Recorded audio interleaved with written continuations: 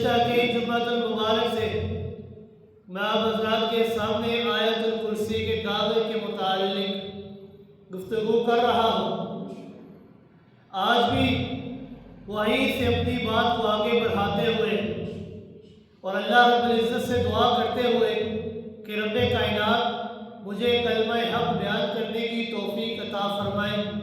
اور بعد میں ہم سب کو اس پر صحیح معنوں میں عمل کرنے کی بھی توفیق عطا فرمائے۔ سامعین کرام، میں نے آپ حضرات کے سامنے یہ بیان کیا تھا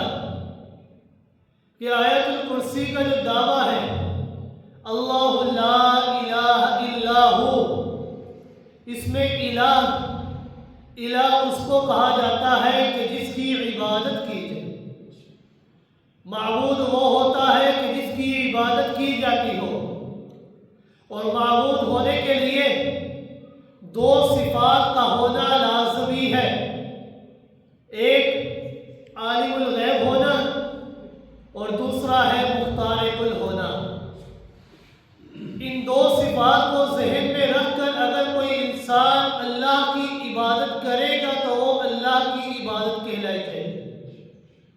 اگر ان دو عقیدوں کو ذہن میں رکھ کر انسان غیر اللہ کی عبادت کرے گا تو وہ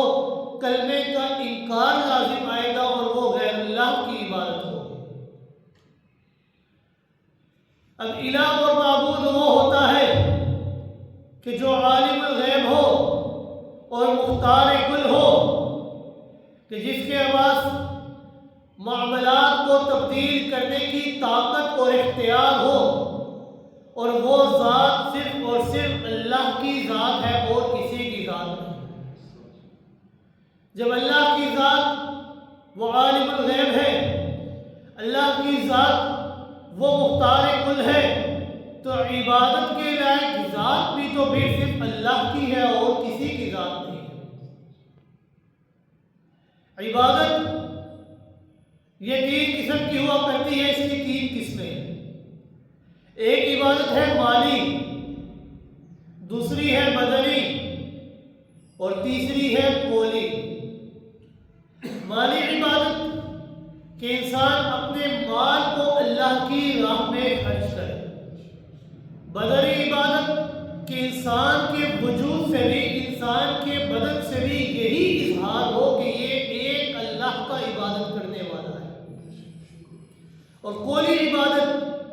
کہ زبان سے بھی یہی نکلے کہ اللہ ہم تیرے سوا کسی اور کی عبادت نہیں کرتے۔ مالی عبادت وہ عبادت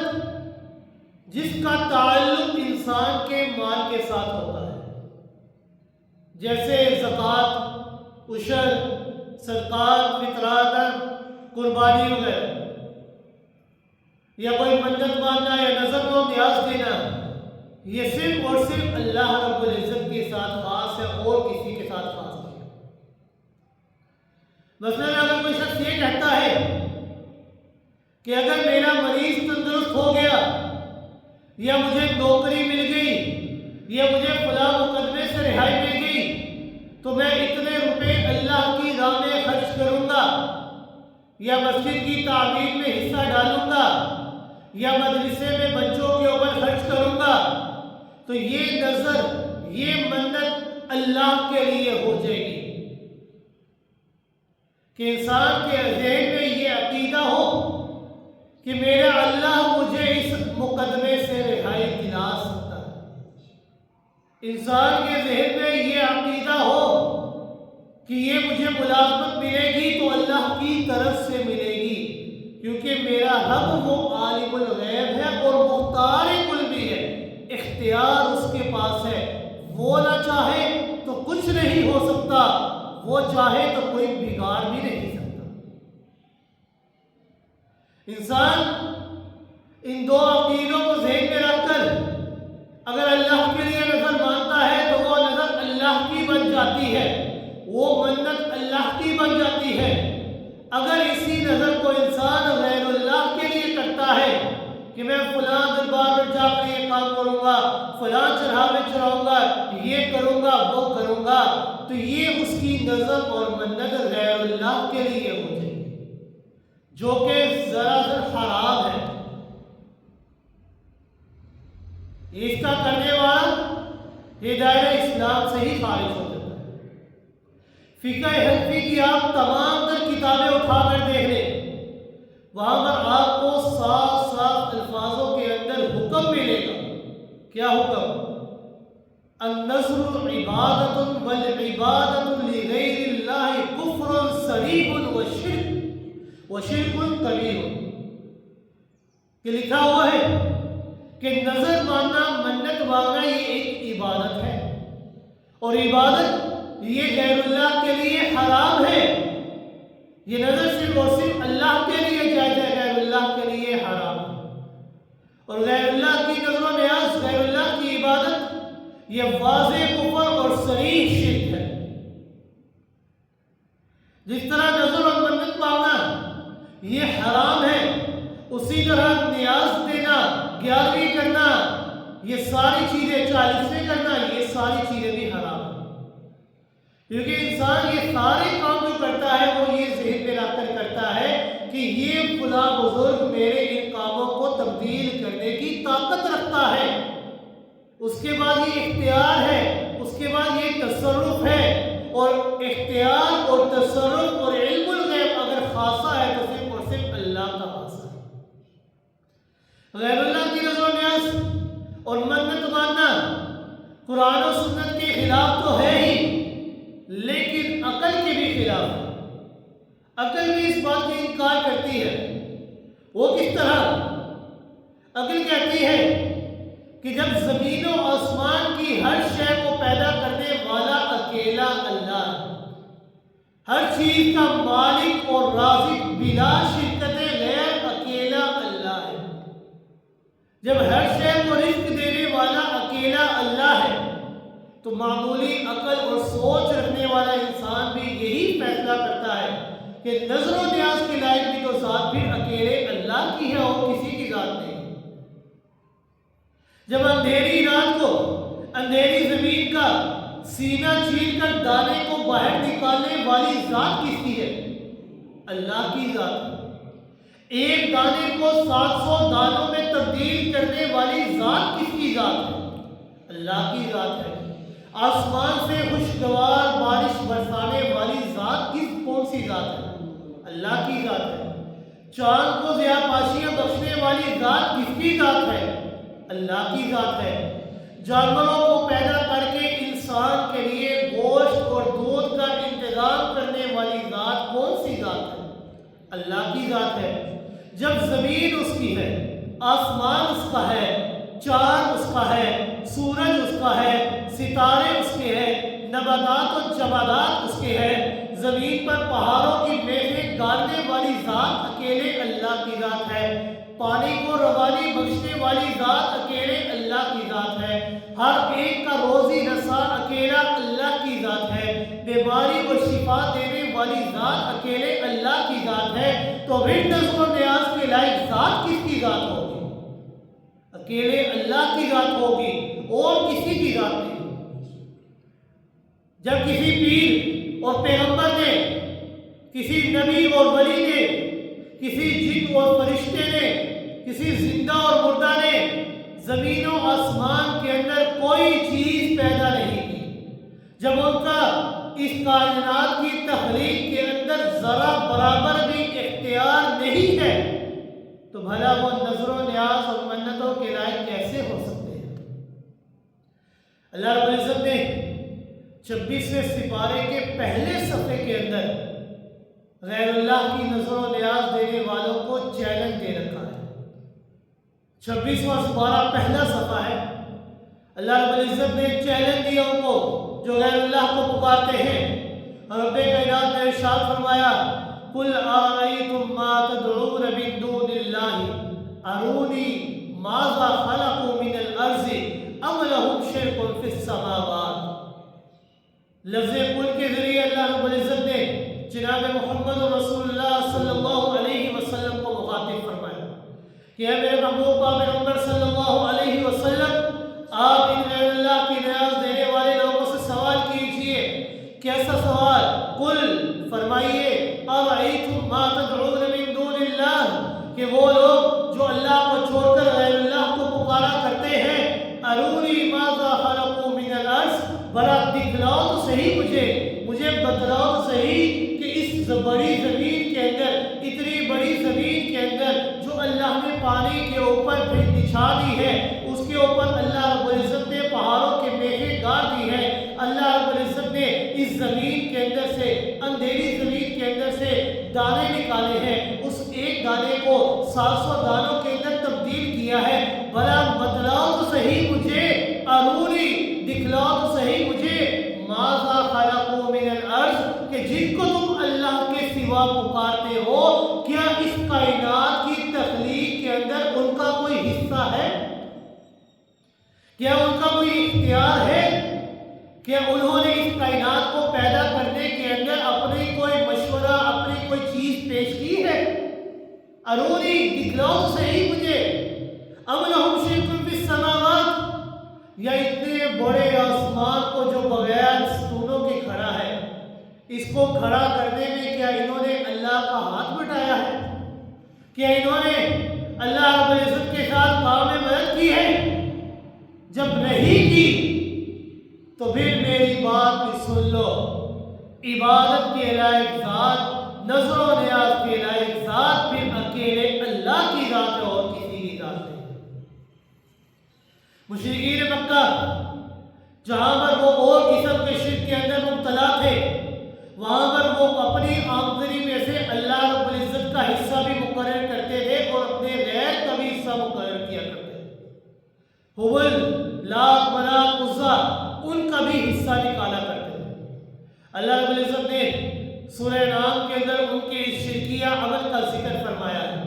अल्लाह रब्बुल इज़्ज़त ने इरशाद फरमाया, वजअलू लिल्लाहि मिम्मा ज़रअ मिनल हर्सी वल अनआमी नसीबन फ़क़ालू हाज़ा लिल्लाहि बिज़अमिहिम व हाज़ा लिशुरकाइना, कि वो ये कहते थे कि अल्लाह रब्बुल इज़्ज़त ने जो खेती और मवेशी पैदा फरमाए हैं,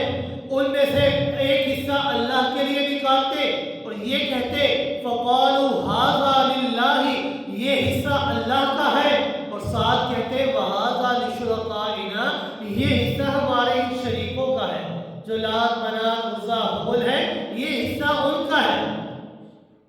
इस आयत से मालूम होता है कि मुशरिकीन मक्का अपने माल में से अल्लाह रब्बुल इज़्ज़त का हिस्सा भी निकालते थे और अपने माबूदों की नज़र व नियाज भी देते थे, यानी अल्लाह की नाम की नज़र व नियाज भी देते और अपने माबूदों की नज़र व नियाज भी देते थे। यही उनका शिर्क था कि नज़र व नियाज और मन्नत अगर लायक है तो सिर्फ अल्लाह के ज़ात की और किसी के ज़ात की। इब्लीस लईन ने अल्लाह रब्बुल इज़्ज़त को चैलेंज दे रखा था कि अल्लाह रब्बुल इज़्ज़त ने जब उस इब्लीस को उसकी नाफरमानी और हुक्म अदूरी की बिना पर धुतकार दिया, आसमानों से उतर जाने का हुक्म दिया, तो उसने अल्लाह रब्बुल इज़्ज़त के सामने बड़ी दीदा दलेरी से ऐलान किया, कहा क़ाल लअत्तखिज़न्न मिन इबादिका नसीबन मफ़रूज़ा, कहने लगा मौला मुझे तो अपनी रहमत से दूर कर रहा है, जन्नत से भी तूने मुझे निकाल दिया है, अपने दरबार से भी मुझे धुतकार दिया है, लेकिन मेरा ऐलान सुन ले कि मैं इस आदम की औलाद को हर मुमकिन तरीके से गुमराह करने की कोशिश करूंगा। आज इस आदम की वजह से मुझे जन्नत से निकाला गया है, मुझे तूने अपनी रहमत से दूर कर दिया है, मैं उसी आदम की औलाद को हर मुमकिन तरीके से गुमराह करने की कोशिश करूंगा। कभी उनके आगे से हमला करूंगा, कभी उनके पीछे से हमला करूंगा, कभी दाईं जानिब से हमला करूंगा, कभी बाईं जानिब से हमला करूंगा, उनको उम्मीदें दिलाऊंगा, नेमतें तेरी इस्तेमाल करेंगे, तेरी ज़मीन पर वो चलेंगे और इसी ज़मीन के ऊपर वो मकान बनाएंगे, ज़मीन का सीना चीर कर वो रोज़ी हासिल करेंगे, आसमान से खुशगवार बारिश बरसाकर उनके बागात और फसलों को सरसब्ज़ व शादाब आप ही करेंगे, रोज़ी के असबाब आप ही मुहैया करेंगे, जानवर भी आप ही पैदा फरमाएंगे, दूध भी अपनी कुदरत कामिला से और खुश जायका साफ और शफाफ उनके बर्तनों तक आप ही पहुँचाएंगे, सूरज और चाँद और सितारे इन तमाम चीज़ों को नफ़ा देने वाली ज़ात तू ही होगी, लेकिन میں شیطان نے دعویٰ کرتا ہوں لا تجدو اکثرہم شاکرین کہ اللہ ان میں سے اکثر تیرے شکر گزار نہیں ہوں گے۔ ثم لآتینہم من بین ایدیہم ومن خلفہم وعن ایمانہم وعن شمائلہم ولا تجدو اکثرہم شاکرین، میں ان کے اوپر ہر سمت سے حملہ کر کے ان کو تیرا ناشکرہ بناؤں گا۔ یہ اللہ کو اس نے چیلنج دیا تھا، ان میں سے اکثر تیرے ناشکرے ہوں گے۔ لَأَتَّخِذَنَّ مِنْ عِبَادِكَ نَصِيبًا مَفْرُوضًا، چیزیں تیری ہوں گی لیکن ان چیزوں کے اندر وہ میرے نام کا بھی حصہ ڈالیں گے، میرے نام کی بھی نظر و نیاز اور منتیں مانگیں گے، میرے نام کی بھی وہ چڑھاوے چڑھائیں گے۔ اور پہلے میں نے آپ کو بیان کیا تھا عبادت صرف دو چیزوں کی ہوا کرتی، ایک اللہ کی، دوسری شیطان کی۔ جو اللہ کی عبادت کرے گا وہ رحمان کا بندہ کہلائے گا، اور جو شیطان کی عبادت کرے گا وہ شیطان کا بندہ کہلائے گا۔ اب اللہ کی عبادت کو چھوڑ کر چاہے کوئی انسان پتھر کی عبادت کرے، چاہے کسی قبر کی عبادت کرے، چاہے کسی پیر کی عبادت کرے، چاہے کسی نبی کی، کسی ولی کی، کسی غوث کی، کسی قطب کی، کسی ابدال کی، کسی کی بھی عبادت کرے، در حقیقت وہ عبادت شیطان کی ہو کرتی ہے۔ شیخ عبدالقادر محدث دہلوی نے اس آیت کی تفسیر کرتے ہوئے کہا کہ اس آیت سے مراد غیر اللہ کی نظر و نیاز ہے، یعنی کھائیں گے وہ تیرا لیکن غیر اللہ کے نام کی وہ نظر و نیاز دیں گے۔ لَأَتَّخِذَنَّ مِنْ عِبَادِكَ نَصِيبًا مَفْرُوضًا، کہ وہ اللہ کی نام کی نظر و نیاز دیں گے لیکن ساتھ ہی ساتھ غیر اللہ کے نام کی نظر و نیاز دیں گے۔ اور یہ بات یاد رکھیے گا، غیر اللہ کے نام کی نظر و نیاز اور منتیں مانگنا یہ سراسر حرام ہے اور شرک ہے۔ اللہ رب العزت نے قرآن مقدس کے اندر ارشاد فرمایا، سورۃ المائدہ 6واں سپارہ 3 آیت کہ رب کائنات نے ارشاد فرمایا حرمت علیکم المیتۃ والدم ولحم الخنزیر وما اہل لغیر اللہ بہ، کہ رب کائنات نے ارشاد فرمایا کہ میں اللہ نے تمہارے اوپر حرام کر دیا ہے مردار کے گوشت کو، کہ تم نے مردار کا گوشت نہیں کھانا، والدم اور دم مسفوح جو بہتا ہوا خون ہے اللہ نے اس کو بھی حرام کر دیا، دم مسفوح کو بھی حرام کر دیا، ولحم الخنزیر اور خنزیر کے گوشت کو بھی میں اللہ نے تمہارے اوپر حرام کر دیا، وما اہل لغیر اللہ بہ، اور ان حلال چیزوں کو بھی میں اللہ نے حرام کر دیا ہے کہ جن میں غیر اللہ کا نام لیا جاتا ہو، جو غیر اللہ کے نام پر دی جاتی ہو اگرچہ وہ حلال ہے لیکن غیر اللہ کے نام پر دینے کی وجہ سے میں اللہ نے ان کو بھی تمہارے اوپر حرام کر دیا ہے۔ یہ نظر و نیاز ماننا، منتیں مانگنا یہ ایک عبادت ہے، اور عبادت یہ غیر اللہ کی سوا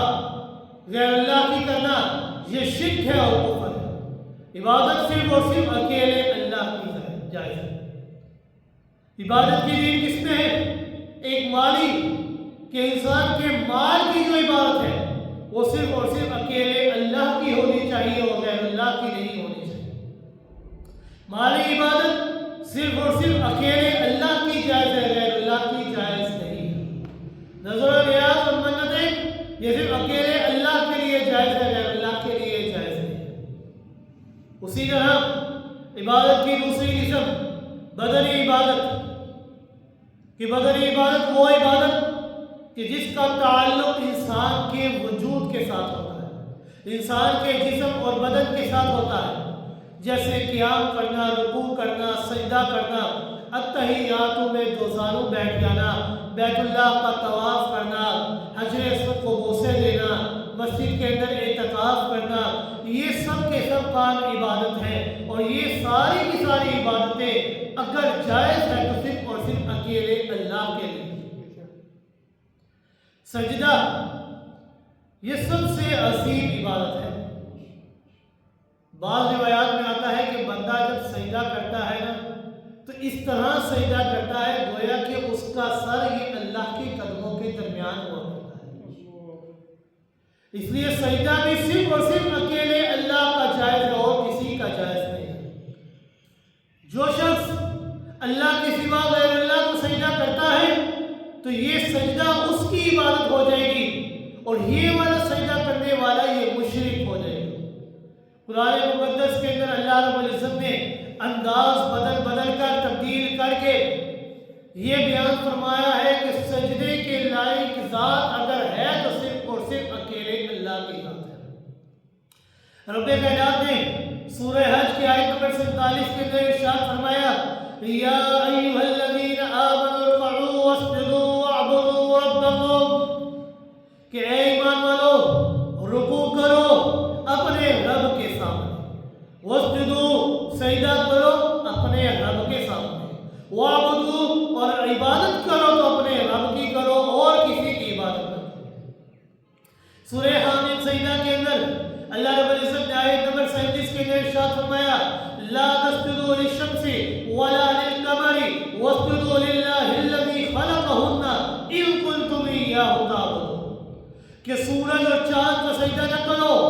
سجدہ کرو تو صرف اور صرف اس ذات پر کرو، خلقہن، جس ذات نے تمہیں پیدا فرمایا ہے، جس ذات نے انہیں پیدا فرمایا ہے، اگر تم خاص اسی کی عبادت کرتے ہو۔ سورہ آل عمران کے اندر حضرت مریم علیہ السلام کو حکم دیا، خطاب کرتے ہوئے رب کائنات نے ارشاد فرمایا، یا مریم اقنتی لربکی واسجدی وارکعی مع الراکعین، کہ اے مریم فرما بردار ہو جا اپنے رب کے واسطے، سجدہ کر اپنے رب کے واسطے، اور رکوع کر رکوع کرنے والوں کے ساتھ۔ اللہ رب العزت نے انداز بدل بدل کر حکم دیا ہے کہ سجدے کے لائق اگر ذات ہے تو صرف اور صرف اکیلے اللہ کی ذات ہے۔ اب جو بات میں آپ کو بتاؤں گا اس سے آپ اس کے ذرا غور و فکر کیجئے کہ ہمیں اللہ رب العزت نے اشرف المخلوقات بنایا ہے، ہمیں اللہ رب العزت نے تمام مخلوقات سے بلند مرتبہ عطا فرمایا ہے، تو جو ہم سے نیچے درجے کی مخلوقات ہیں ان کا کیا رویہ ہے، وہ کیسے کرتے ہیں؟ اتنی سمجھ تو اللہ رب العزت نے پرندوں تک کو عطا فرمائی ہے کہ سجدے کے لائق ذات اگر ہے تو صرف اور صرف اللہ کی ذات ہے، اور ہمیں تو اللہ نے اشرف المخلوقات بنایا ہے، ہمیں تو بطریق اولا پتہ ہونا چاہیے کہ یہ پیشانی اگر جھکے گی تو صرف اکیلے اللہ کے سامنے اور کسی کے سامنے نہیں جھکنی چاہیے۔ پرندوں کو بھی اللہ رب العزت نے یہ عطا فرمایا ہے کہ سجدے کے لائق ذات صرف اور صرف اللہ کی ذات ہے، اللہ کے سوا کوئی سجدے کے لائق نہیں۔ بڑا ہی مشہور واقعہ ہے، آپ نے اکثر سنا ہوگا کہ حضرت سلیمان علیہ السلام کے دربار کا پرندہ ہدہد نامی پرندہ بغیر اطلاع دیے دربار سے غائب ہو گیا۔ حضرت سلیمان علیہ السلام نے جب حاضری لگوائی، پرندہ غائب تھا، بڑے سخت ناراض ہوئے، غصے میں آ کر فرمایا کہ اسے آ لینے دو، میں اس کی اس حرکت کی کڑی سزا اسے دوں گا یا اسے ذبح کر دوں گا۔ تھوڑی دیر کے بعد جب ہدہد پرندہ واپس آ گیا، درباریوں نے کہا کہ میاں آج تیری خیر نہیں، حضرت صاحب بڑے غصے میں ہیں، تیری حاضری کا سختی سے انہوں نے نوٹس دیا ہے۔ ہدہد نے کہا کہ کوئی پرواہ نہیں، دربار میں پیش ہو گیا اور اپنی غیر حاضری کی اس نے وجہ بتلائی، ایک پرجوش اور بڑے ہی مؤثر انداز کے اندر توحید سے لبریز تقریر کی۔ اللہ تعالیٰ کو اس کی یہ تقریر جو توحید سے لبریز تھی اس قدر پسند آئی کہ رب کائنات نے قرآن کے اوراق کے اندر اس کی تقریر کو اس طرح جگہ دے دی۔ ہدہد پرندہ کہنے لگا کہ میں ایک قوم سبا کی خبر لے کر آیا ہوں، میں نے وہاں پر دیکھا ہے کہ ایک عورت حکمران ہے، اور میں نے وہاں کے لوگوں کو دیکھا ہے کہ وہ سورج کو سجدہ کرتے ہیں، وجدتها وقومها يسجدون للشمس من دون الله وزين لهم الشيطان اعمالهم، کہ میں نے اس حکمران عورت کو اور اس کی رعایا کو دیکھا ہے کہ وہ اللہ کو چھوڑ کر سورج کی عبادت کیا کرتے ہیں، سورج کے سامنے اپنی پیشانی ٹیکتے ہیں، سورج کو سجدہ کرتے ہیں، وزين لهم الشيطان اعمالهم۔ اس آیت سے بھی اللہ رب العزت نے صاف صاف سمجھا دیا کہ شیطان انسان کا کھلم کھلا دشمن ہے، شیطان ہر ممکن گمراہ کرنے کی کوشش کرتا ہے۔ وہ حضور پرندہ کہتا ہے وَزَيَّنَ لَهُمُ الشَّيْطَانُ أَعْمَالَهُمْ، شیطان نے ان کے اس عمل کو اس قدر اچھا کر کے ان کے سامنے پیش کیا ہے کہ وہ بڑے خوش ہو کر سورج کی عبادت کیا کرتے ہیں۔ شیطان نے اس عمل کو مزین کر کے اس کے سامنے پیش کیا ہے۔ حضور اپنا بیان جاری رکھتے ہوئے کہتا ہے اللہ يسجدوا للہ الذی یخرج الخبء من السماوات والارض ویعلم ما تخفون وما تعلنون، کہ وہ لوگ اللہ کو سجدہ کیوں نہیں کرتے کہ جو اللہ آسمان اور زمین کی چھپی ہوئی چیزوں کو باہر نکالتا ہے۔ دو عقیدے ہدہد پرندے نے اس آیت کے اندر بیان فرمائے، وہی دو عقیدے جو الہ اور معبود ہونے کے لائق ہیں۔ اس آیت کے اندر اس نے بھی دو عقیدے بیان فرمائے، یخرج الخبء فی السماوات والارض، کہ وہ اللہ، وہ رب، وہ مالک، وہ رازق جو آسمان و زمین کی ہر چھپی ہوئی چیز کو باہر نکالتا ہے۔ سورج یہ پہلے چھپا ہوا تھا، اللہ نے اس کو ظاہر کر دیا۔ چاند چھپا ہوا تھا، اللہ نے اس کو رات کو ظاہر کر دیا۔ ستارے چھپے ہوئے تھے، اللہ نے آسمان دنیا پر اس کو ظاہر کر دیا۔ بارش بادلوں کے اندر چھپی ہوئی تھی، اللہ نے انہیں ظاہر کر دیا۔ زمین کے اندھیروں کے اندر زمیندار دانہ چھپا کر آتا ہے، پھر اللہ اسی زمین کا سینہ چیر کر اسے باہر نکال دیتے ہیں۔ پھر ایک روز قبروں میں چھپے ہوئے مردوں کو زندہ باہر نکالے۔ جو اللہ اتنی طاقت، اتنی اختیار، اتنی قدرت کا مالک ہے، بھلا یہ قوم اس اللہ کو چھوڑ کر سورج کی عبادت کیوں کرتے ہیں؟ اور وہ سورج جو خود طلوع اور غروب ہونے میں اسی ذات کا محتاج ہے، بھلا یہ سورج کی عبادت کیوں کرتے ہیں؟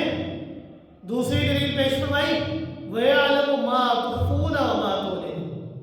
کہ جو چیز تم چھپاتے ہو، جو تمہارے دلوں کے اندر وسوسے آتے ہیں،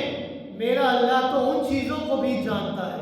اور جو کوئی تم ظاہر کرتے ہو میرا اللہ ان کو بھی جانتا ہے۔ یعنی عالم الغیب بھی وہ ہے، باریک بین ہے، اس سے کوئی شے مخفی اور پوشیدہ نہیں ہے، اور مختار کل بھی وہی ہے۔ ہر شے کے اوپر اختیار اور قدرت اکیلے اللہ کی ہے۔ جب یہ اللہ کے پاس یہ دونوں صفات ہے تو بھلا عبادت کے لائق ذات بھی تو پھر اکیلے اللہ کی ہے اور کسی کی ذات نہیں ہے۔ تو حضرت پرندہ کہنے لگا اللہ لا الہ الا هو رب العرش الکریم، اپنی تقریر کو مکمل کر کے کہنے لگا کہ جب یہ دو صفات عالم الغیب ہونا، مختار کل ہونا، یہ اکیلے اللہ کے ساتھ خاص ہیں، تو پھر معبود اور الہ بھی تو صرف اکیلا اللہ ہی ہے اور کوئی نہیں ہے۔ وہ الہ رب العرش العظیم جو اتنے عرش بڑے عرش کا مالک ہے اور پالک ہے، اللہ کے سوا کوئی عبادت کے لائق نہیں۔ قرآن کے دلائل آپ نے سماعت فرمائے کہ سجدے کے لائق ذات ہے تو صرف اور صرف اکیلے اللہ کی ذات۔ اب یہ دیکھتے ہیں کہ جس ہستی کے اوپر قرآن مقدس کا نزول ہوا، اس ہستی نے سجدے کے متعلق کیا ارشادات فرمائے۔ ایک عورت آپ صلی اللہ علیہ وسلم کی خدمت میں حاضر ہوئی، عرض کرنے لگی یا رسول اللہ صلی اللہ علیہ وسلم ما حق الزوج علی الزوجہ، کہ خاوند کا اپنی بیوی پر کیا حق ہے؟ اس کے جواب میں رسول اکرم صلی اللہ علیہ وسلم نے ارشاد فرمایا لو کان ینبغی لبشر ان یسجد لبشر لامرت المرأة ان تسجد لزوجها اذا دخل علیها لما فضلہ اللہ علیہ، کہ اگر کسی انسان کے لیے جائز ہوتا کہ وہ دوسرے انسان کو سجدہ کرے تو میں بیوی کو حکم دیتا کہ وہ اپنے خاوند کو سجدہ کرے۔ یعنی میں عائشہ سے کہتا کہ وہ محمد رسول اللہ صلی اللہ علیہ وسلم کو سجدہ کرے، میں حفصہ سے کہتا کہ وہ رسول اکرم صلی اللہ علیہ وسلم کو سجدہ کرے، میں تمام ازواج مطہرات کو کہتا کہ وہ مجھے سجدہ کرے، لیکن اس کائنات کے اندر سجدہ کسی کے لیے بھی جائز نہیں ہے، چاہے وہ عبادت کا سجدہ ہو یا چاہے وہ تعظیمی سجدہ ہو۔ سجدہ کسی حال میں کسی ہستی کے لیے جائز نہیں، اگر جائز ہے تو صرف اکیلے اللہ کے لیے جائز ہے اور کسی کے لیے نہیں۔ حضرت قیس بن سعد رضی اللہ تعالیٰ عرض کرتے ہیں کہ میں نے بائبل مبارک میں دیکھا ہے کہ لوگ اپنے بڑے بڑے سرداروں کے سامنے جاتے ہیں اور ان کو سجدہ کرتے ہیں،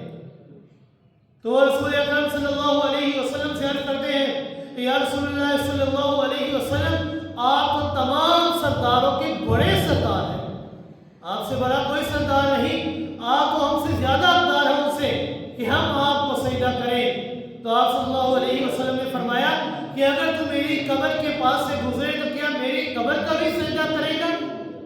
حضرت قیس کو فرماتے ہیں کہ نہیں، میں آپ کا قبر کا سجدہ نہیں کروں گا۔ تو رسول اکرم صلی اللہ علیہ وسلم نے فرمایا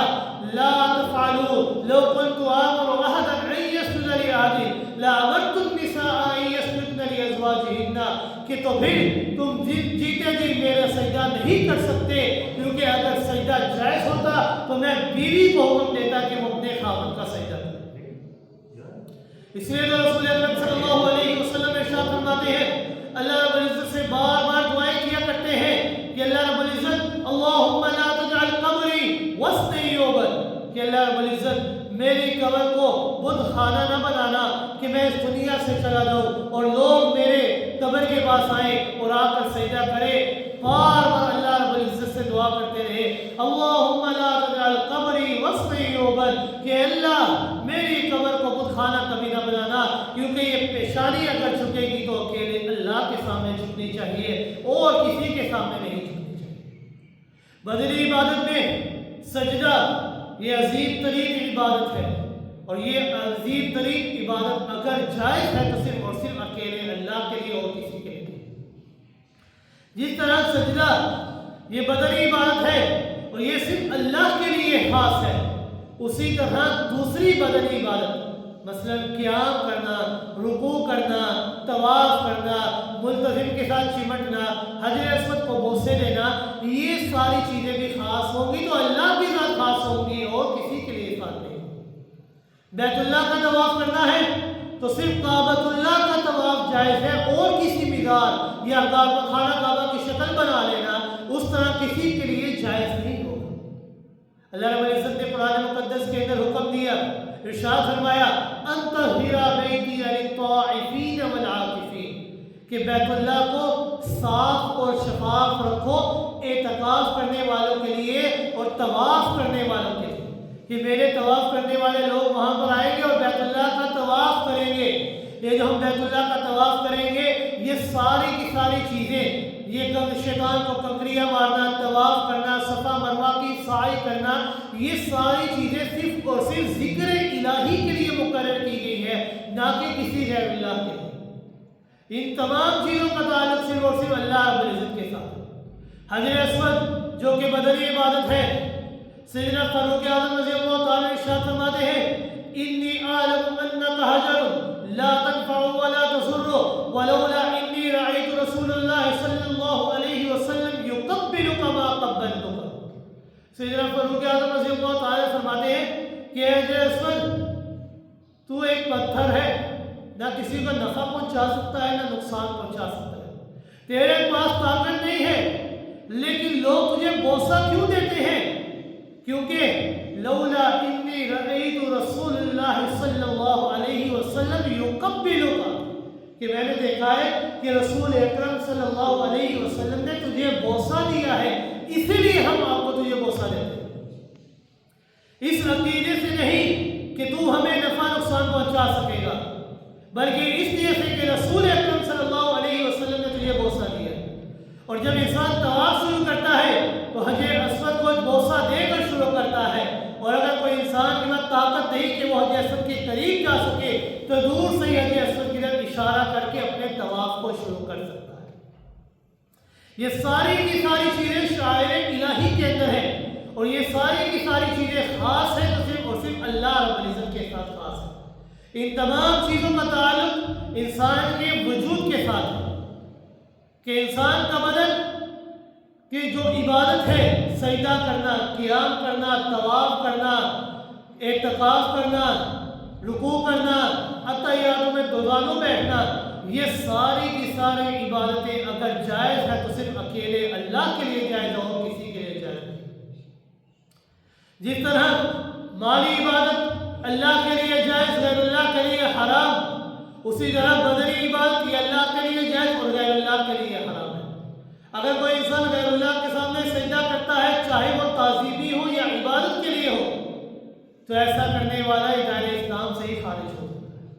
سجدہ اگر جائز ہے تو صرف اور صرف اللہ کے لیے جائز اور کسی کے لیے جائز نہیں۔ تو عبادات کی تین قسمیں میں نے بیان فرمائی کہ ایک ہے مالی عبادت، دوسری ہے بدنی عبادت اور تیسری ہے قولی عبادت۔ قولی عبادت وہ عبادت کہ جس کا تعلق انسان کی زبان، انسان کے قول سے ہو۔ جیسے نماز کے اندر ہم کہتے ہیں اللہ اکبر، نماز کے اندر ہم پڑھتے ہیں سبحان ربی العظیم، سبحان ربی الاعلیٰ، کہ اللہ رب العزت ہم تیری ہی بات کرتے ہیں، تو بڑی پاک ذات ہے، بلند و بالا ذات ہے۔ التحیاتوں کے اندر دو سالوں بیٹھ جانا، حج کے موقع پر لبیک اللہم لبیک، لبیک لا شریک لک لبیک، ان الحمد والنعمت لک والملک لا شریک لک۔ یہ ساری چیزیں اگر جائز ہے تو صرف اور صرف اللہ کے لیے جائز ہے اور کسی کے لیے جائز ہے۔ جس طرح ایک مصیبت کا مارا انسان، بیچارہ اور بے کس انسان اللہ کو پکارتا ہے اور بے اختیار کہتا ہے یا اللہ مدد، اس کا نظریہ اور عقیدہ یہ ہوتا ہے کہ میں جس ذات سے مدد مانگ رہا ہوں وہ ذات میرے حالات سے واقف ہے اور میرے حالات کو تبدیل کرنے کی طاقت بھی اسی کے پاس ہے۔ جب انسان یہ عقیدے ذہن میں رکھ کر یا اللہ مدد کہتا ہے تو یہ اللہ کی عبادت بن جاتی ہے۔ اگر کوئی انسان یہ عقیدے ذہن میں رکھ کر غیر اللہ کی عبادت کرتا ہے تو یہ اس کی عبادت بن جائے گی۔ قولی عبادت جسے کہتے ہیں پکارنا، جسے عربی زبان میں دعا کہا جاتا ہے۔ اور یہ بات یاد رکھیے گا، عبادات کی جو تین قسمیں ہیں، مالی، بدنی اور قولی، ان تینوں عبادات میں سب سے اعلیٰ ترین قسم کی عبادت یہ قولی عبادت ہے، کیونکہ یہی عبادت یہ تمام عبادات کا نچوڑ، خلاصہ اور مغز ہے، بلکہ یہ قولی عبادت یہ عین عبادت ہی ہے۔ سید الکائنات رحمت عالم صلی اللہ علیہ وسلم نے ارشاد فرمایا الدعاء مخ العبادت، دعا یہ تمام عبادات کا مغز اور نچوڑ ہے۔ ایک موقع پر رسول اکرم صلی اللہ علیہ وسلم نے ارشاد فرمایا الدعاء هو العبادہ، دعا زبان سے پکارنا یہ عین عبادت ہی تو ہے، اور کیا ہے۔ قرآن پاک کا اسلوب بھی یہ اسی بات پر دلالت کرتا ہے کہ ایک مقام پر رب کائنات نے ارشاد فرمایا وقال ربکم ادعونی استجب لکم، رب کائنات نے فرمایا کہ اے میرے محبوب پیغمبر صلی اللہ علیہ وسلم آپ لوگوں سے فرما دیجئے ربکم ادعونی، اپنے رب کو پکارو تو صحیح، اپنے رب سے مانگو تو صحیح، استجب لکم، تمہارا رب تمہاری ہر مانگ کو پورا کرنے کا پر اختیار رکھتا ہے، تمہاری ہر مانگ کو پورا کرنے کی طاقت اسی کے پاس ہے اور کسی کے پاس نہیں۔ ایک مقام پر اللہ رب العزت نے ارشاد فرمایا وَإِذَا سَأَلَكَ عِبَادِي أَنِّي فَإِنِّي قَرِيبٌ، کہ میرے محبوب پیغمبر صلی اللہ علیہ وسلم جب آپ سے میرے بندے میرے بارے میں پوچھتے ہیں، بڑا ہی پیارا جملہ ہے، رب کائنات نے فرمایا وَإِذَا سَأَلَكَ عِبَادِي، میرے بندے، رب کائنات ہمیں اپنا بندہ ارشاد فرما رہے ہیں کہ میرے بندے میرے بارے میں پوچھ رہے ہیں کہ میرا رب کہاں پر ہے، وہ دور ہے یا نزدیک ہے۔ اگر دور ہے تو ہم اونچی آواز میں پکاریں، نزدیک ہے تو ہم اپنی آوازوں کو پست رکھ کے دل ہی دل کے اندر اس کو پکاریں۔ تو رب کائنات نے فرمایا اے میرے محبوب پیغمبر صلی اللہ علیہ وسلم آپ نے میرے بندوں کو میرا پتہ بتلا دینا ہے کہ ان کا رب کہاں پر ہے۔ رب کائنات نے فرمایا وَإِذَا سَأَلَكَ عِبَادِي أَنِّي فَإِنِّي قَرِيبٌ، کہ میرے بندے میرے بارے میں میرا پتہ پوچھنے کے لیے آئے کہ میرا رب کہاں پر ہے، تو آپ نے فرمانا ہے فَإِنِّي قریب، تیرا رب تو تیرے بہت قریب ہے۔ اجیب دعوت الداعی اذا دعان، وہ تیرا رب تو تیرے اتنے قریب ہے کہ تیری ہر پکار کا جواب دینے کی طاقت رکھتا ہے، تیری ہر پکار کو سن کر اس کو قبول کر کے اس کو پورا کرنے کی طاقت بھی اسی کے پاس ہے۔ تیرے آنے میں دیر ہو سکتی ہے، تیرے رب کے عطا کرنے میں دیر نہیں ہو سکتی۔ تیرا رب تو اتنا قریب ہے کہ رب کائنات نے فرمایا نحن اقرب الیہ من حبل الورید، تیرا رب تو تیری شہرت سے بھی زیادہ قریب ہے۔ اب بڑا بدلاؤ تو صحیح، کیا اس رب کو پکارنے کے لیے کسی واسطے وسیلے کی ضرورت ہے جو تیری شہرت سے بھی زیادہ قریب ہے؟ کیا اس کو پکارنے کے لیے واسطے وسیلے کی ضرورت ہوگی؟ نہیں، اس کو پکارنے کے لیے کسی واسطے وسیلے کسی ہیلے کی ضرورت نہیں، بس اس کو پکارو، خالصتاً اس کو پکارو، تیری ہر پکار کا جواب دینے کا اختیار اسی کے پاس ہے۔ 20ویں سپارے کے اندر رب کائنات نے ارشاد فرمایا اَمَّن يُجِيبُ الْمُضْطَرَّ إِذَا دَعَاهُ وَيَكْشِفُ السُّوءَ وَيَجْعَلُكُمْ خُلَفَاءَ الْأَرْضِ، بھلا مجھے بتلاؤ تو صحیح کہ جو مجبور اور بے کس اور لاچار انسان اللہ کو پکارتا ہے، ان مجبور اور بے کس اور لاچار انسان کی پکار کو سنتا کون ہے؟ اَمَّن يُجِيبُ الْمُضْطَرَّ إِذَا دَعَاهُ، اس کی پکار کو کون سنتا ہے؟ وَيَكْشِفُ السُّوءَ، اور اس کی پکار کو سن کر اس کی مجبوری کو اس کی لاچاری کو دور کون کرتا ہے؟ وَيَجْعَلُكُمْ خُلَفَاءَ الْأَرْضِ، اور تمہیں زمین میں اپنا نائب کون بناتا ہے؟ اَإِلَٰهٌ مَّعَ اللَّهِ، کہ اللہ کے علاوہ کوئی ہے؟ اللہ رب العزت انسان سے سوال فرما رہے اَإِلَٰهٌ مَّعَ اللَّهِ، کہ اللہ کے سوا کوئی کر سکتا ہے؟ کہ اللہ کے سوا کوئی ہے؟ کہ اللہ کے سوا کسی کے پاس اختیار، تصرف اور طاقت ہے؟ جب نہیں ہے تو قلیلا ما تذکرون، پھر تم نصیحت کیوں حاصل نہیں کرتے؟ اپنے رب کو پکارو، وہ رب جو تمہاری ہر پکار کو سننے پر پورا اختیار، پوری طاقت رکھتا ہے، اور تمہارے حالات سے باخبر تو ہے، اور تمہارے حالات کو تبدیل کرنے کی بھی طاقت اور اختیار اسی کے پاس ہے۔ سیدنا فاروق اعظم رضی اللہ تعالی خلیفہ ثانی ہیں، اللہ رب العزت سے دعائیں کرتے ہیں، اللہ کو چھوڑ کر انہوں نے اپنی ساری زندگی کسی اور سے دعا نہیں کی، ایمان لانے کے بعد اللہ کو چھوڑ کر غیر اللہ سے دعا نہیں کی، بلکہ اللہ سے دعائیں کرتے رہے۔ اللہ سے دعا کیا کی؟ اللہ رب العزت سے دعا کرتے ہیں، ارشاد فرماتے ہیں اللہم انی اسألک شہادۃ فی سبیلک ووفاۃ فی بلد نبیک، کہ اللہ مجھے بھی جب بھی موت دینا تو شہادت کی موت عطا فرمانا، اے اللہ مجھے موت جب آئے تو میرے پیارے رسول جناب محمد رسول اللہ صلی اللہ علیہ وسلم کے شہر مدینہ کے اندر ہے۔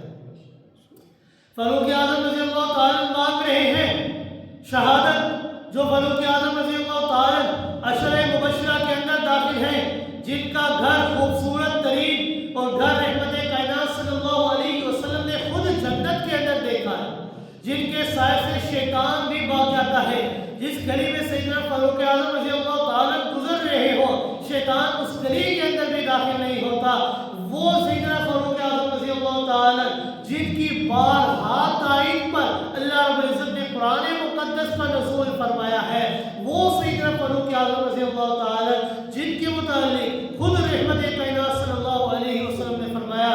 لو کان بعدی نبی لکان عمر بن الخطاب، کہ اگر میرے فرض میرے بعد کوئی نبی ہوتا، میرے بعد نبوت کا دروازہ بند نہ ہوتا تو سیدنا فاروق اعظم رضی اللہ تعالیٰ ہو سکتے تھے، لیکن میرے اوپر اللہ رب العزت نے نبوت کے دروازے کو ہمیشہ کے لیے بند کر دیا ہے۔ اگر میرے فرض نبوت کا دروازہ بند نہ ہوتا تو سیدنا فاروق اعظم رضی اللہ تعالیٰ نبی ہوتے۔ اب وہ سیدنا فاروق اعظم رضی اللہ تعالیٰ التجائیں کر رہے ہیں، تمنا کر رہے ہیں کہ اے میرے اللہ، اے میرے مولا، مجھے شہادت کی موت عطا فرمانا، کیونکہ وہ شہادت کا رتبے سے وہ جانتے تھے کہ شہید کا خون زمین پر بعد میں گرتا ہے، اللہ رب العزت جنتوں کے فیصلے فیصلے پہلے کر دیا کرتے ہیں، آپ بھی یہ دعائیں مانگ رہے ہیں، اللہ کے سامنے اپنی خواہشوں کا اظہار کر رہے ہیں کہ اللہ رب العزت مجھے شہادت کی موت عطا فرمانا، اور دوسری دعا کی وفاتاً فی بلد نبی کا کہ اللہ رب العزت مجھے شہادت تو عطا فرمانا، لیکن مجھے میرے حبیب جناب محمد رسول اللہ صلی اللہ علیہ وسلم کے شہر مدینہ کے اندر عطا فرمانا۔ اب مجھے بتلاؤ تو صحیح، کیا رب کائنات نے ان کی دعا کو قبول کیا یا نہیں کیا؟ اللہ نے ان کی دعا کو قبول کیا یا نہیں کیا؟ اللہ رب العزت نے ان کی دعا کو تو قبول کیا، لیکن ساتھ اپنے پاس سے بھی عطا فرمایا میرے فاروق، تو نے اپنی استطاعت کے مطابق مانگا، تو نے اپنی طاقت کے مطابق دامن پھیلایا، تو جتنا مانگ سکتا تھا تو نے اتنا مانگا، میں مانگنے سے زیادہ دینے کا عادی ہوں۔ تیرے رب کی شان یہ ہے کہ وہ مانگنے سے زیادہ دینے کا عادی ہے، اس لیے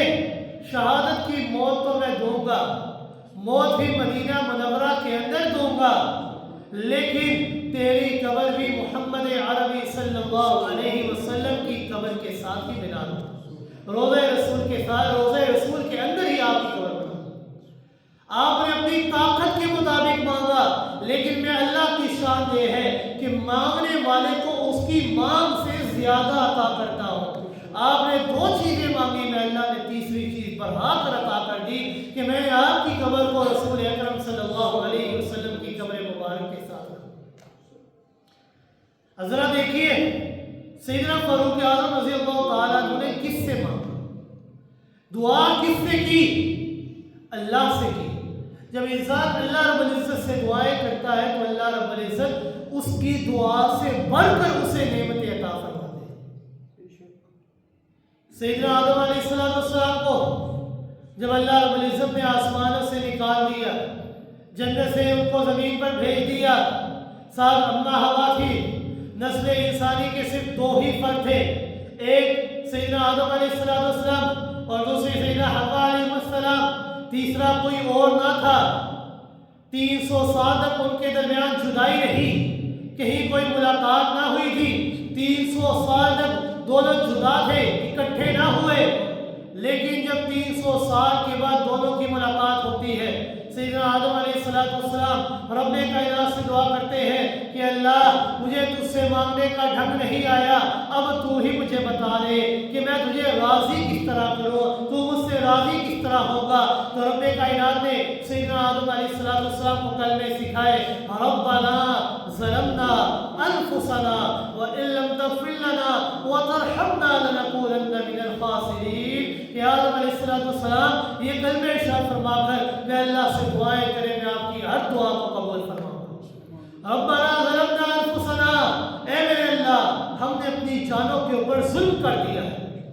ہم اپنی جانوں کے بہت بڑے ظالم ہیں، وَإِن لَمْ تَغْفِرْ لَنَا، اگر تو ہمیں معاف نہ کرے، وَتَرْحَمْنَا، ہمارے اوپر اپنی رحمتوں کا نزول نہ فرمائے،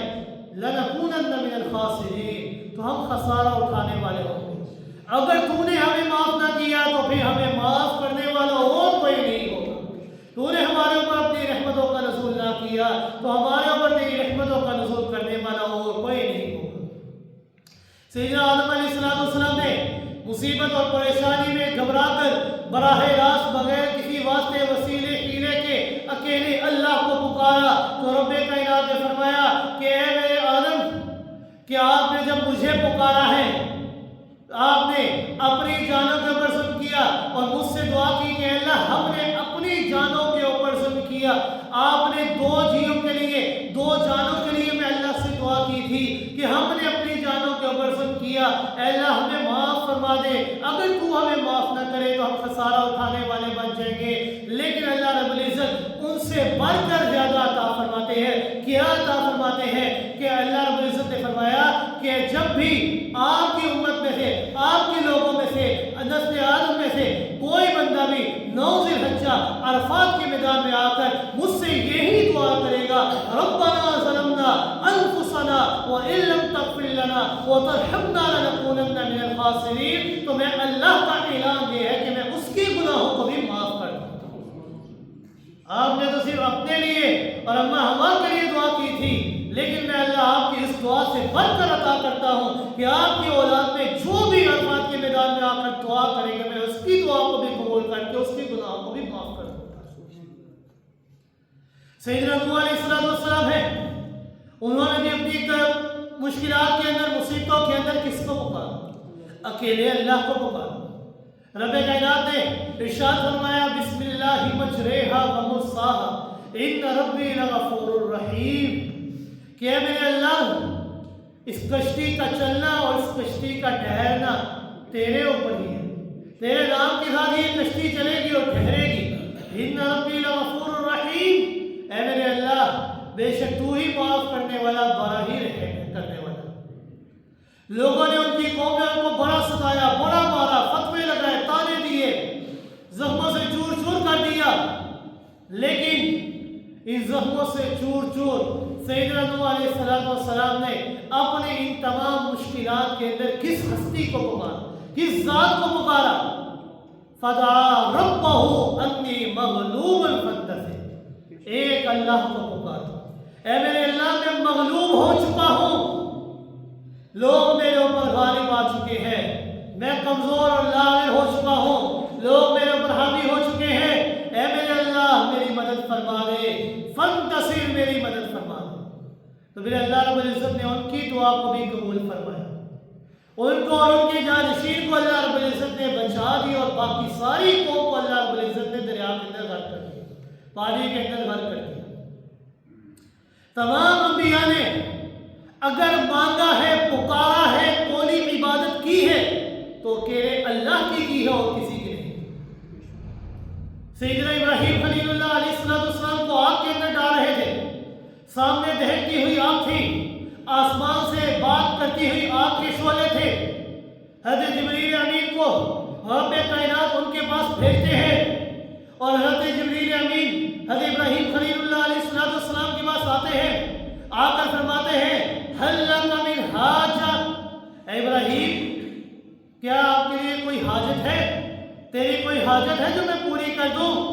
ہم تیری مدد کے لیے آئے ہیں، ہمیں آپ کی مدد کے لیے بھیجا گیا ہے،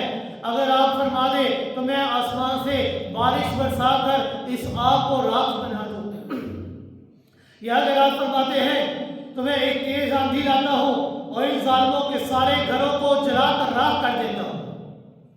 سامنے دہکتی ہوئی آگ ہے، دشمن دیکھ رہا ہے،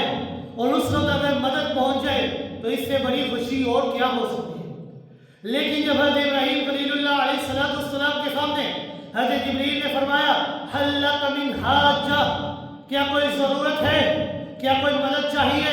حضرت ابراہیم خلیل اللہ علیہ السلام نے فرمایا کہ جبریل مدد تو چاہیے، لیکن مدد آپ سے نہیں چاہیے، مدد اس اکیلے اللہ کی ذات سے چاہیے، اس ذات سے چاہیے۔ حسبی اللہ و نعم الوکیل نعم المولا و نعم النصیر، جبریل مجھے تیری ضرورت نہیں ہے، میرے لیے میرا اللہ ہی کافی ہے۔ حسبی اللہ، میرے لیے میرا اللہ ہی کافی ہے اور وہ بہترین کارساز ہے۔ نعم المولا و نعم النصیر، بڑا ہی اچھا مددگار ہے اور بہترین امداد پہنچانے والا ہے۔ حضرت ابراہیم خلیل اللہ علیہ السلام نے مصیبت کے اندر، دکھ کے اندر، بغیر کسی واسطے کے، بغیر کسی وسیلے کے کس کو پکارا؟ اکیلے اللہ کو پکارا۔ بڑھاپے کے اندر اولاد نہیں ہے، 80 سال کی عمر کو پہنچ چکے ہیں، لیکن اولاد نہیں ہے، بیوی بھی 5 ہے، لیکن اولاد کس سے مانگتے ہیں؟ اللہ سے مانگتے ہیں۔ رب کائنات نے فرمایا رب ہب لی من الصالحین، حضرت ابراہیم خلیل اللہ علیہ السلام نے اپنے دامن کو اللہ کے سامنے پھیلا دیا، رب ہب لی من الصالحین، کہ اللہ میں اپنے دامن کو تیرے سامنے پھیلاتا ہوں، مجھے نیک اور صالح اولاد عطا فرما۔ تو اللہ رب العزت نے ان کی ہر دعا کو پھر قبول فرمایا۔ جتنے بھی انبیاء تھے، تمام انبیاء نے اگر مانگا تو صرف اور صرف اکیلے اللہ رب العزت سے مانگا اور کسی سے نہ مانگا۔ صرف انبیاء ہی نہیں بلکہ جناب محمد رسول اللہ صلی اللہ علیہ وسلم نے بھی جب بھی مانگا تو اکیلے اللہ سے مانگا، ان کی کوئی عبادت ہوئی تو اکیلے اللہ کے لیے ہوئی اور کسی کے لیے نہیں۔ سیدنا جناب محمد رسول اللہ صلی اللہ علیہ وسلم کے سامنے بڑے دکھ آئے، بڑی تکلیفیں آئی، بیماریوں میں مبتلا ہوئے، اولاد کے لیے بے قرار ہوئے، لیکن براہ راست مانگا تو اکیلے اللہ سے مانگا۔ تمام انبیاء نے مانگا تو اکیلے اللہ سے مانگا اور کسی سے نہیں مانگا۔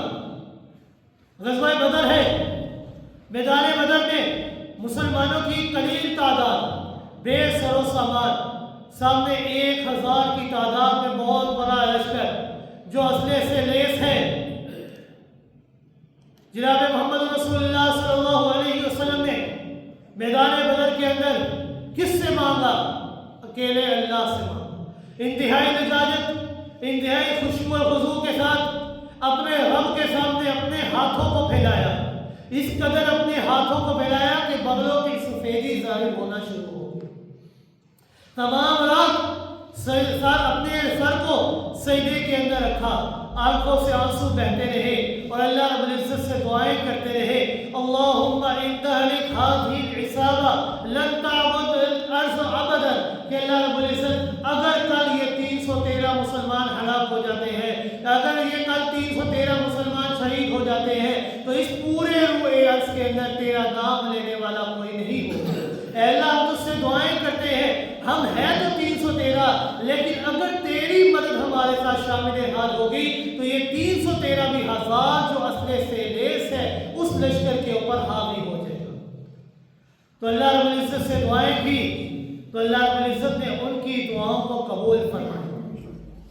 313 مسلمان جو 1000 کی تعداد میں لشکر تھا ان کے اوپر حاوی ہو، کس وجہ سے؟ کہ انہوں نے مانگا تو صرف اور صرف اکیلے اللہ سے مانگا اور کسی سے نہیں مانگا۔ آیت الکرسی کا جو دعویٰ ہے لا الہ الا ہو، کہ اللہ تیرے علاوہ کوئی الہ، کوئی معبود نہیں، عبادت کے لائق ذات صرف تیری ذات ہے۔ اور عبادت کی 3 قسمیں تھیں، مالی عبادت، بدنی عبادت، قولی عبادت، کہ انسان کا مال زکوٰۃ، عشر، فطرانہ، زکوٰۃ، صدقات، قربانی، نذر و نیاز، منتیں، یہ ساری کی ساری اگر جائز ہے تو صرف اکیلے اللہ کے لیے جائز ہے اور کسی کے لیے جائز نہیں۔ بدنی عبادت، قیام کرنا، رکوع کرنا، سجدہ کرنا، تحیات میں دوزانوں بیٹھ جانا، یہ ساری بدنی عبادت اگر جائز ہے تو صرف اور صرف اکیلے اللہ کے لیے جائز ہے اور کسی کے لیے جائز نہیں ہے۔ قولی عبادت کہ زبان سے بھی انسان اگر عبادت کرے تو اکیلے اللہ کے لیے کرے اور کسی کے لیے عبادت نہ کرے، زبان سے اگر مانگے تو اکیلے اللہ سے مانگے اور کسی سے نہ مانگے۔ رب کائنات نے بار بار قرآن مقدس کے اندر اعلان فرمایا ہے وقال ربکم ادعونی استجب لکم، مجھے اللہ سے مانگو میں اللہ تمہاری ہر پکار کا جواب دوں گا۔ وَإِذَا سَأَلَكَ عِبَادِي عَنِّي فَإِنِّي قَرِيبٌ أُجِيبُ دَعْوَةَ الدَّاعِ إِذَا دَعَانِ، مجھ سے مانگو میں تمہاری ہر مراد کو پورا کروں گا۔ جتنے انبیاء آئے، جتنے صلحاء آئے، جتنے بھی شہید آئے، تمام کے تمام لوگوں نے اگر مانگا ہے تو صرف اور صرف اکیلے اللہ سے مانگا ہے اور کسی سے نہیں مانگا۔ تو یہی مضمون یہ آیت الکرسی کا دعویٰ ہے کہ اللہ تیرے سوا کوئی عبادت کے لائق نہیں، چاہے وہ مالی عبادت ہو، چاہے وہ بدنی عبادت ہو، چاہے وہ قولی عبادت ہو، یہ ساری کی ساری عبادتیں اگر جائز ہے تو صرف اور صرف اکیلے اللہ کے لیے جائز ہے۔ اللہ لا الہ الا ہو، اللہ تیرے علاوہ کوئی معبود نہیں۔ جب انسان ان تینوں چیزوں کو، تینوں عبادات کی قسمیں اور 2 عقیدوں کو ذہن میں رکھ کر اکیلے اللہ کی عبادت کرے گا کہ اے اللہ تو عالم الغیب ہے، میرے حالات سے واقف ہے اور تیرے پاس اختیار ہے کہ تم میرے حالات کو تبدیل کر سکتا ہے، تو مجھے نفع میں پہنچا سکتا ہے، مجھے نقصان میں پہنچا سکتا ہے۔ تولج اللیل فی النہار وتولج النہار فی اللیل قل اللہم مالک الملک تؤتی الملک من تشاء وتنزع الملک ممن تشاء وتعز من تشاء وتذل من تشاء، کہ اللہ جسے تو چاہے بادشاہ عطا کر دے، جسے تو چاہے بادشاہ چھین لے، جسے تو عطا کرے ہم ساری امت مل کر بھی اسے عطا نہیں کر سکتی، جس سے تو چھین لے ساری امت مل کر بھی اسے عطا نہیں، اس سے لے نہیں سکتی، جسے تو عزتیں دے ساری उम्मत मिलकर भी उससे इज्जत छीन नहीं सकती। जिसे तू जिल्लत दे, सारी उम्मत मिलकर भी उसको इज्जत नहीं दे सकती। क्यों? क्योंकि रब का फैसला है बियदिकल खैर, सारा इख्तियार, सारी कुदरत, सारा तसर्रुफ, सारी ताकत अगर है तो सिर्फ और सिर्फ अकेले अल्लाह के पास है और किसी के पास नहीं। क्यों? इन्नका अला कुल्लि शैइन कदीर, हर शय के ऊपर मुकम्मल कुदरत अकेले अल्लाह की है। तो यही आयतुल कुर्सी का दावा है, अल्लाहु ला इलाहा इल्ला हु, कि अल्लाह तेरे अलावा कोई माबूद नहीं, तो वहदहु ला शरीक ज़ात है। जब इंसान इस अकीदे के साथ कि अल्लाह तो आलिमुल गैब है और मेरे हालात से वाकिफ़ है, मेरे हालात को तब्दील करने की ताकत रखता है, जब इंसान इस कलमे तय्यबा का इकरार करता है ला इलाहा इल्लल्लाहु मुहम्मदुर रसूलुल्लाह, तो रब्बे कायनात ने फरमाया मैं अल्लाह इस एक कलमे के एक बार कह लेने की वजह से, सिर्फ खालिसतन इकरार कर लेने की वजह से मैं अल्लाह तुम्हारे तमाम तर गुनाहों को माफ़ कर दूँगा। और सिर्फ माफ़ नहीं करूँगा, मैं अल्लाह की शान ये है कि मैं अल्लाह तुम्हारी मांगों से बढ़कर अता करता हूँ। मैं अल्लाह की शान ये है कि तुम अपनी इस्तिताअत के मुताबिक मांगते हो, मैं अल्लाह अपनी शान के मुताबिक अता करता हूँ। तुम मुझसे मांगते हो कि अल्लाह हमें माफ़ कर दे, क्योंकि इन्ना रब्बी लगफूरुर रहीम, माफ़ करने वाली ज़ात तेरी ज़ात है, मैं अल्लाह बढ़कर अता करता हूँ। उलाइका युबद्दिलुल्लाहु सय्यिआतिहिम हसनात, तुमने गुनाहों की बख्शिश मांगी, मैं अल्लाह ने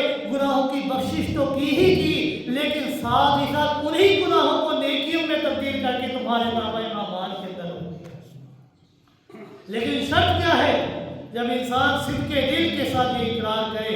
इन दो सिफात को ज़हन में रखकर अकेले अल्लाह को पुकारे, ऐ अल्लाह आलिमुल गैब तू है, मुख्तार कुल तू है, सारा इख्तियार तसर्रुफ तेरे पास है, मेरे हालात से वाकिफ़ ज़ात तेरी ज़ात है। ये दो अक़ीदे ज़हन में रखकर इंसान अल्लाह की इबादत करेगा तो वो अल्लाह की इबादत होगी, और इंसान जो अल्लाह से मांगेगा अल्लाह उसको वो अता करेगा। अल्लाह रब्बुल इज़्ज़त से दुआ है कि अल्लाह रब्बुल इज़्ज़त अमल करने की